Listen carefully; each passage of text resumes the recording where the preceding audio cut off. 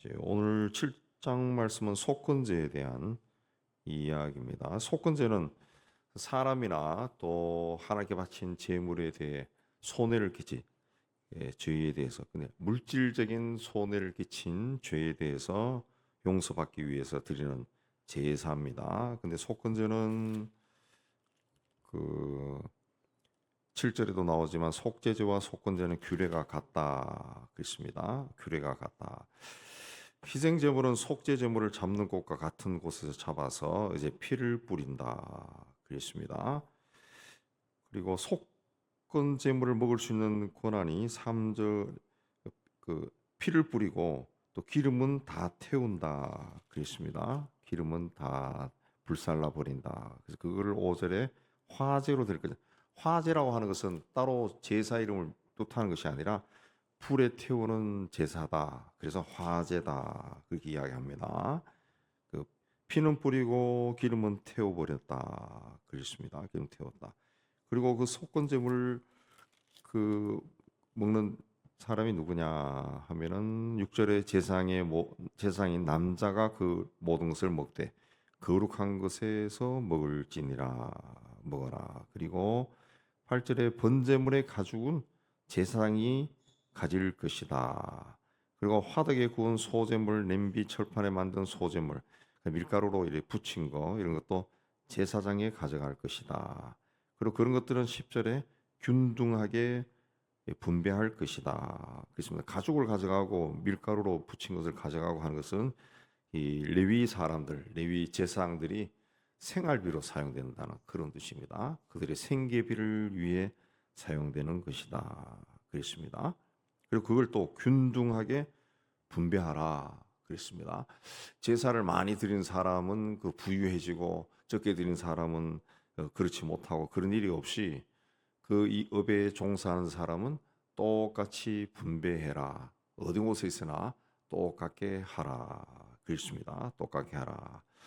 우리 개신교는 이제 그, 뭐, 그 교회가 처한 곳마다 동네마다 다 다르고 규모도 다 달라서 이제 균등하게 분배가 안 되죠. 근데 카톨릭이나 성공회 같은 경우는 교회 규모와 상관없이 거의 똑같습니다. 사례비가 중앙에서 통제하니까 사례비가 똑같더라고요. 똑같더라고요. 예.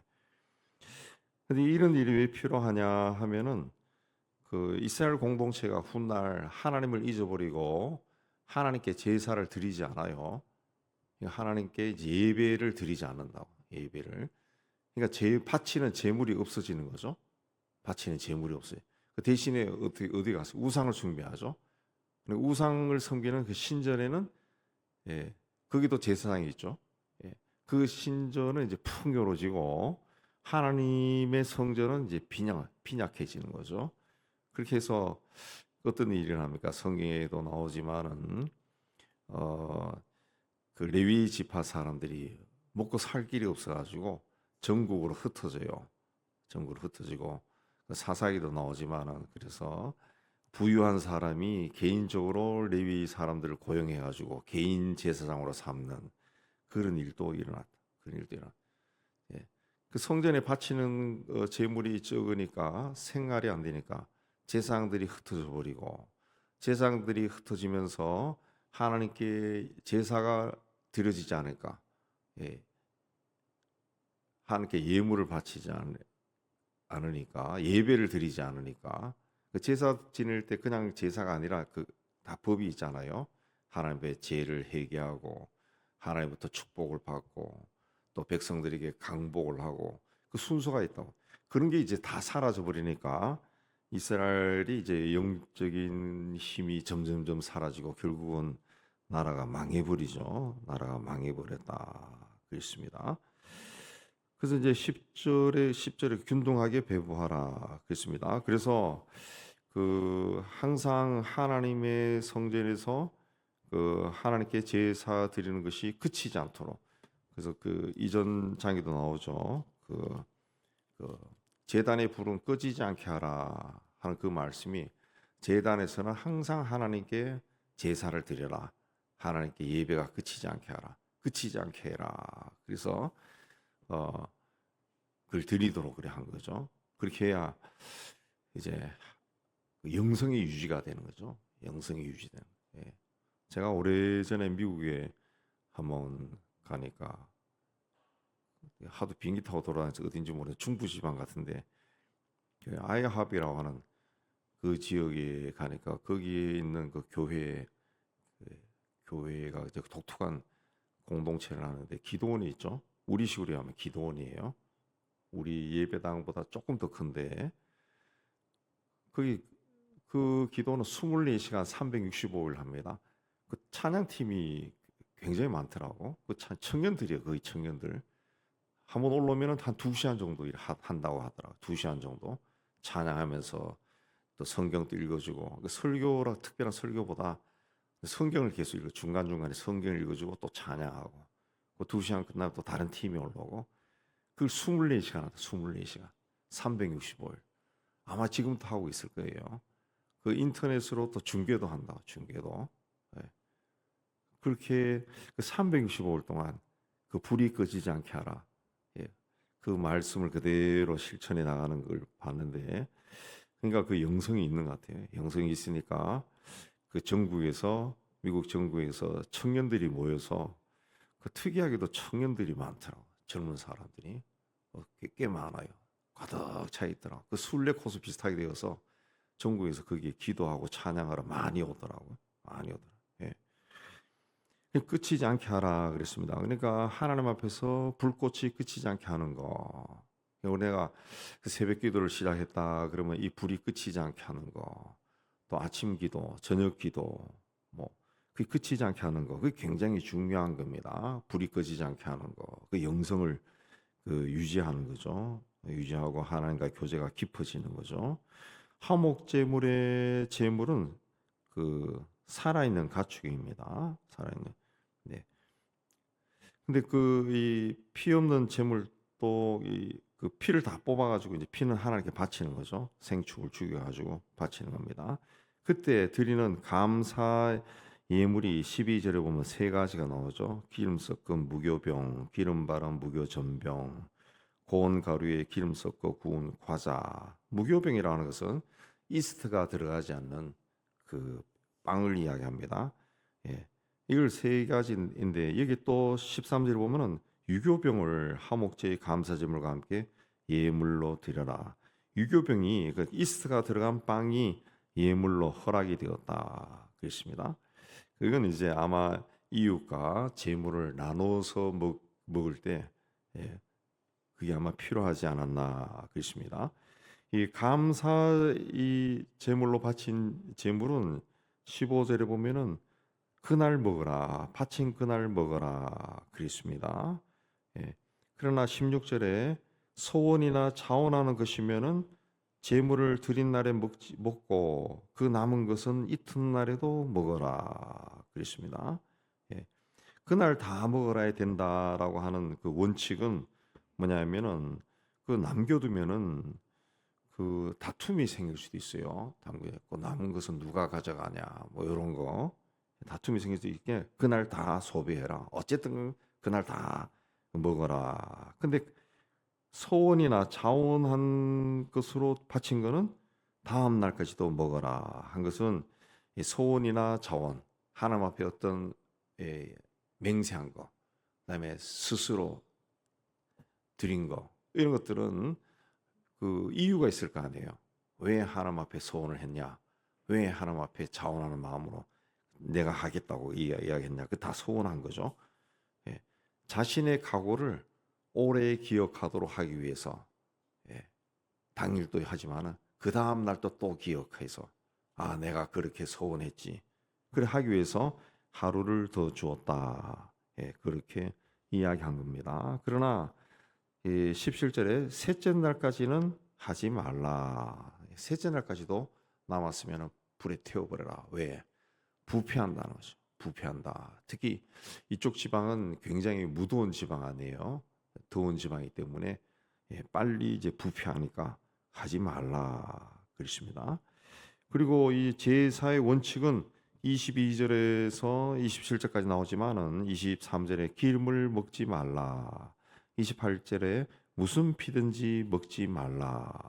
먹으면은 백성 중에서 끊어진다 그랬습니다. 기름과 피는 제사에서 가장 중요한 건데 기름과 피는 생명입니다. 생명. 기름, 지방이죠. 지방. 우리 인간에게도 그 지방이 없으면은 사람이 에너지가 나오지 않아 살 수가 없다 그래요. 살 수가 없다. 예. 지방이 있어야 돼. 지방이. 그래서 남자나 여자나 이렇게 좀 패트한 사람들, 좀 몸집이 있는 사람들이 거의 대부분이 몸집이 있다. 그러면은 그게 지방이라고 지방이라. 그런 사람들이 힘이 있죠. 힘이 있고 지치질 않습니다. 잘 지치지 않습니다. 그 에너지가 지방에서 나오는 거예요, 지방. 또 피는 당연히 그 생명이죠. 피가 다 쏟아버리면 사람이 죽죠. 생명을 상징하는 거죠. 예. 그래서 기름과 피는 먹지 않는다. 기름과 피는 이제 하나님께 바친 거죠. 예. 바친 겁니다. 내 생명을 바쳐서 하나님께 내 죄를 회개하는 거죠. 예. 그럼 하나님이 우리의 생명을 받고 죄를 용서해 주는 거죠. 죄를 용서해. 그러니까 예수께서 십자가에서 피를 흘리고 죽으셨다. 생명을 바친 거죠. 그래서 하나님이 세상의 죄를 용서하신 거죠. 우리를 용서하신 겁니다. 그 피와 기름과 피는 생명을 바치는 겁니다. 속죄제를 드릴 때. 그다음에 그 하나님께 드리는 화목 제물이 나오는데 화목 제물은 30절에 보면은 화제물은 그 사람이 자기 손으로 가져올지니 기름과 가슴을 가져올 것이요 자기 손으로 가져오라 그랬습니다. 하나님 앞에 그 화목 제물로 바칠 때 하나님과 하나가 될 때 하나님과 뭐 좀 자기가 죄를 지어서 하나님과 껄끄러운 관계가 되었을 때 그 화목할 때는 자기가 스스로 나오라는 것이 누구의 어떤 희생에 의해서 되는 것이 아니라 내가 나와야 된다 그랬습니다. 그래서 이제 하나님과 화목하지 않은 상태가 죄 때문에 화목하지 않은 거죠. 그래서 하나님 앞에 나올 때는 화목 제물로 바칠 때는 당신이 끌고 나와라, 제물을 가지고 나와라. 이 말이 뭡니까? 하나님과 관계를 회복할 때는 회개해야 되는데 그 회개는 내 목소리로 해야죠. 내가 하는 거지.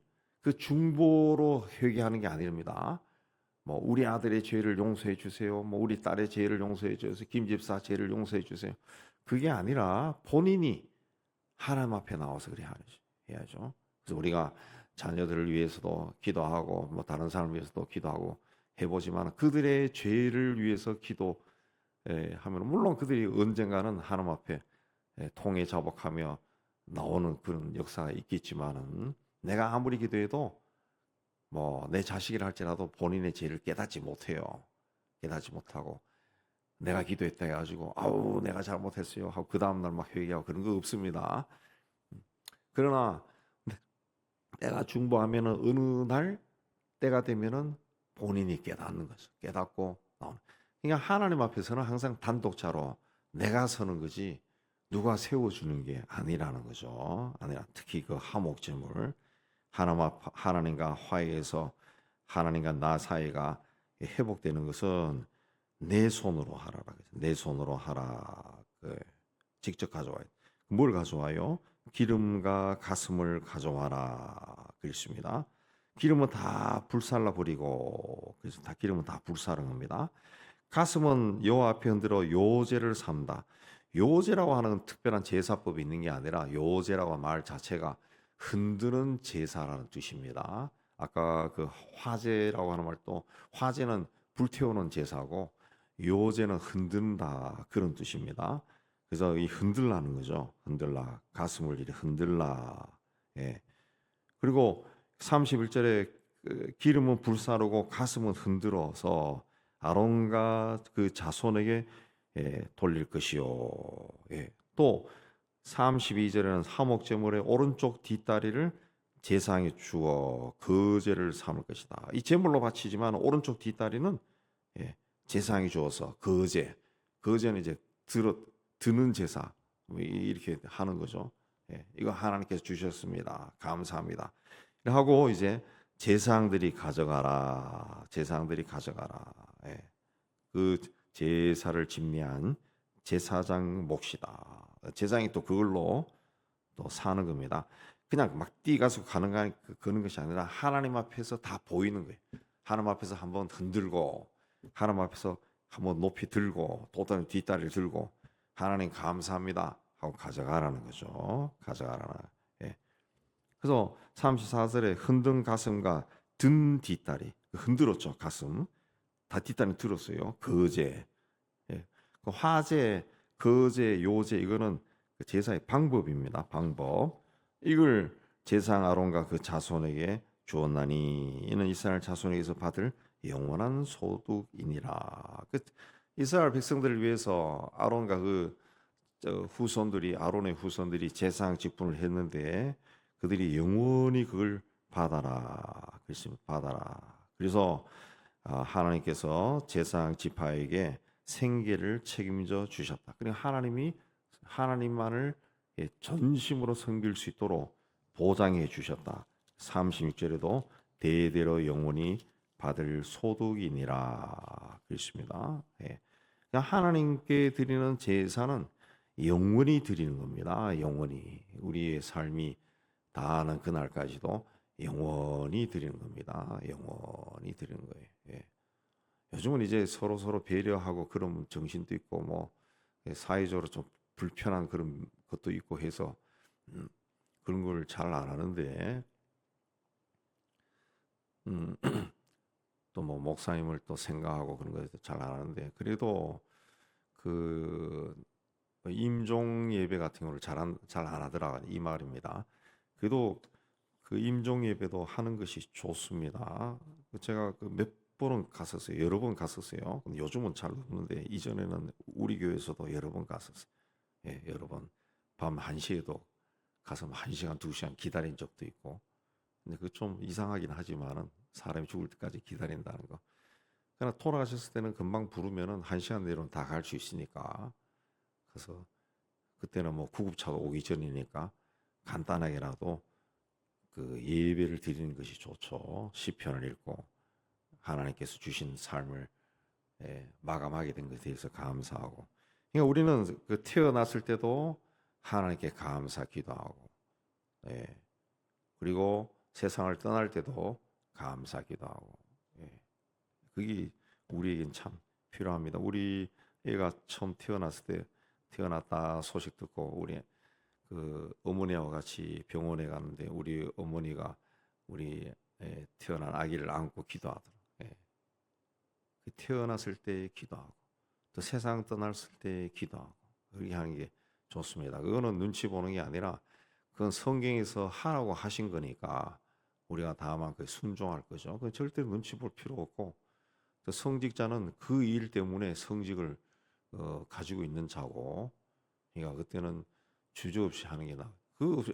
참 아쉬울 때가 많아요. 그런 거. 그 연락하면 참 좋았을 건데 하는 그 아쉬울 때가 많은데 그 연락해서 적어도 교회 재직이라면은 당연히 연락해서 마지막 가는 길도 기도하고 보내는 거. 참 중요한 것 같아요. 예.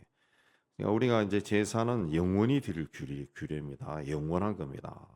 하나님은 살아계시고 하나님이 우리의 생명을 주관하시죠.